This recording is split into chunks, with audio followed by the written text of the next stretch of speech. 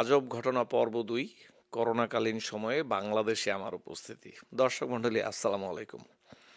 সেই সময়ের ঘটনাগুলো সুপার ভাইরাল ছিল, কিন্তু আমার কাছে এগুলা কিছুই ছিল না। আমি এগুলা চাইনি, কিন্তু ঘটেছে। যতটুকু না জানালোই না, ততটুকু জানাচ্ছি। আজ দ্বিতীয় পর্ব। এয়ারপোর্টে নামলাম বাংলাদেশ বিমানে, কাতার এয়ারলাইনে। আমার সাথে একজন অবসরপ্রাপ্ত কর্মকর্তা ছিলেন, সরকারি, আমার বড় ভাই, বড় ভাইয়ের মতোই। তিনি বললেন, আমার তো প্রোটোকল সেট করা আছে ভিভিআইপিতে, আপনি আমার সাথে চলুন। তা আমি গল্প করতে করতে বললাম, ঠিক আছে চলুন, আমি তো সাধারণদের সাথে যেতে পছন্দ করি। তো ভিভিআইতে গিয়ে লাইনে দাঁড়ালাম। দেখলাম উনি ক্লিয়ার হয়ে গেলেন। আমার করোনাকালীন সার্টিফিকেট নিয়ে অনেকেই যারা এসেছেন তারা ক্লিয়ার হয়ে গেলেন। ইন্টারেস্টিং না? কিন্তু আমার দিকে সবাই তাকাচ্ছে একটু ভিন্নভাবে। সো আমার কাছে মনে হলো আমি হয়তো গরিব মানুষ, ভিভিআইপি প্রোটোকলের যোগ্য নয়, তাই হতো তাকাচ্ছে। কিন্তু একটু পরে দেখলাম একজন বিমান বাহিনীর একজন কর্মকর্তা ওয়াকিটকি নিয়ে আমার কাছে আসলেন। তিনি পোশাকহীন, পোশাক ছাড়া, বেসরকারি পোশাকে আমাকে বললেন যে একটু কঠিন গলায়, আপনি কে? তো বললাম যে, আপনি এখানে কেন? ওরে বাবা, আমি যা ভয় পেলাম। তাই বললাম, কেন? ও সরি। আমি বললাম যে সরি, আমি আসলে আমার এখান দিয়ে যাওয়ার পাস নেই। তো বললো যে আপনি আমাদের সাথে ওখানে চলেন। সাধারণের মধ্যে গিয়ে আমি তারপর লাইনে দাঁড়ালাম। তারপর দেখি একটু পরে সবাইকে বাইপাস করে আমাকে আলাদা করে নেওয়া হলো। পাসপোর্টে সিল। তারা ভেবেছিল আমি পাকিস্তানি নাগরিক, দেখে যে না, আমি আসলে আমেরিকান নাগরিক।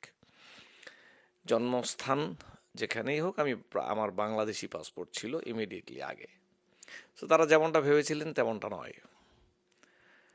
তারপর শেষে ইমিগ্রেশন শেষ করে আমার পাসপোর্টটা নিয়ে নিলেন একজন তথাকথিত। তো আমি বললাম, আমার পাসপোর্ট, এটা আমার সম্বল, আপনি নেবেন কেন? তো উনি কানে কানে পরিচয় দিলেন। তো বললেন যে ফলো মি। তাই আমি বললাম, না, আমি আপনাকে ফলো করব না, কারণ আপনার পরিচয় দিতে হবে আমাকে, আমি কোনো ক্রাইম করিনি। তখন আমি জানি না যে বাংলাদেশে আমাকে নিয়ে যুদ্ধ শুরু হয়ে গেছে। খন্দকার মোস্তাক, তারেক জিয়ার ফাইন্যান্সার, আরও কত কিছু। তো এটা আমি জানতাম না আসলে এগুলো।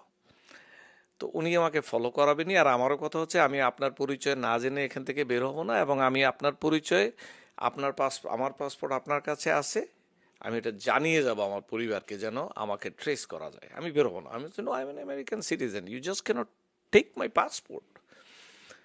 তখন উনি বললেন, স্যার ফলো করুন, আপনার ক্ষতি হবে না। তো আমি বললাম, না, আই এম নট গোয়িং। তারপর আমার লাগেজ খোলা শুরু করলেন। লাগেজে বেআইনি কিছুই ছিল না, কিছু মাস্ক ছিল, কিছু গাউন ছিল, পিপিই ছিল, হ্যান্ড স্যানিটাইজার কিছু কিনেছি, এই টাইপের কিছু একটা। এরপর খুব ইন্টারেস্টিং, তারা একটু আশাহত হলেন, আমার লাগেজগুলোর মধ্যে নাই কিছু। তো আমার দু একটা লাগেজ অন্য প্যাসেঞ্জারকে দিয়েছিলাম, যাদের লাগেজ কম ছিল, যেন আমার উপর খরচটা একটু কম হয়। সেই প্যাসেঞ্জাররা আমার থেকে সার্টিফিকেটও নিয়েছিলেন। তারা লাগেজগুলো ফেলে দিয়ে চলে যান। এটা একটা অবাক জিনিস। যেই মুরব্বী আমার সাথে গিয়েছিলেন এখান থেকে, তিনি অবাক হয়েছেন আমার উপর এই অন্যায়টুকু দেখে। তারপর আমি সেখান থেকে আমার যারা পরিচিত ছিল উপরের মহলে, তাদেরকে জানালাম আমার উপরে এই হচ্ছে। তারা বললো যে হ্যাঁ, আমরা জানি, টেনশন নিয়েন না।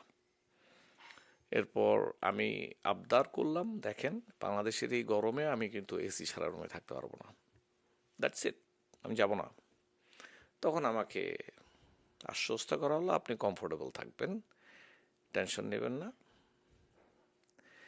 তারপর বাসে ওঠানো হলো। একটা বাস, আমি একা। ভয়ঙ্কর। যাই হোক, আমি জানি আমি ভুল কিছু করি নাই, সো আমাকে এখানে কে কী করবে? আমার দেশ, খারাপ হলে কি হবে? মেরে ফেলবে? ওয়েলকাম। আমি সেবা দিতে এসেছি, তাই না? সিরাজউদ্দৌলাকে তো বাংলার মানুষই মেরেছিল।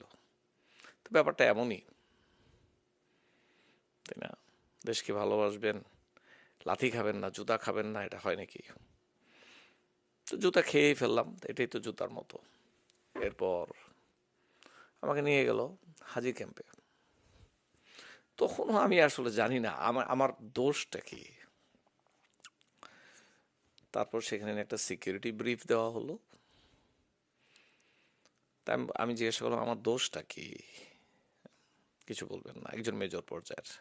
তিনি মাস্কটা খুলে আমাকে বললেন, স্যার আমিও কুমিল্লার, আপনার নিরাপত্তার দায়িত্ব আমার, আপনি মেহেরবানি করে কোনো টেনশন করবেন না, আপনার কোনো ক্ষতি হবে না, আপনি যা খেতে চান তাই খাবেন, যা করতে চান তাই পারবেন, শুধু কারোর সাথে দেখা করতে পারবেন না। তাই আমি বললাম যে আমি কি ডিটেনশনে আছি? তিনি বললেন না, কোয়ারেন্টাইন। তো ঠিক আছে, ওকে।